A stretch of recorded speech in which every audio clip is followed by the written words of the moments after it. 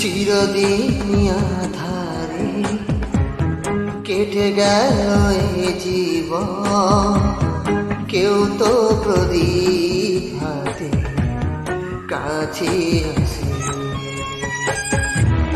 দূর থেকে দেখেছি পূর্ণিমা রাত আমি, কখনো আমার ঘরে কিছু না ফোটে।